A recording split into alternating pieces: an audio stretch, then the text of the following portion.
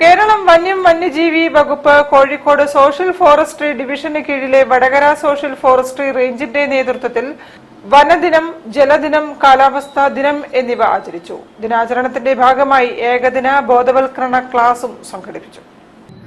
Vadakara coastal സ്റ്റേഷന് കീഴിലെ mini Goa കടൽ തീരത്ത് വെച്ച് നടന്ന പരിപാടി Vadakara coastal police sub inspector Varish Kumar ഉദ്ഘാടനം ചെയ്തു. കോസ്റ്റൽ പോലീസ് സേനയുടെ നേതൃത്വത്തിൽ മെയ് മാസത്തിൽ കണ്ടൽ വൃക്ഷ തൈകൾ വെച്ചുപിടിപ്പിക്കുന്ന യജ്ഞം നടത്തുമെന്നും കോസ്റ്റൽ പോലീസ് സബ് ഇൻസ്പെക്ടർ പറഞ്ഞു.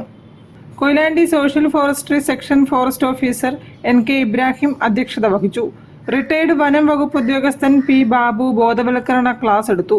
ജലസംരക്ഷണവും വനവൽക്കരണവും നടത്തിയെങ്കിലേ കാലാവസ്ഥാ വ്യതിയാനത്തെ പ്രതിരോധിക്കാൻ കഴിയൂവെന്ന് അദ്ദേഹം പറഞ്ഞു.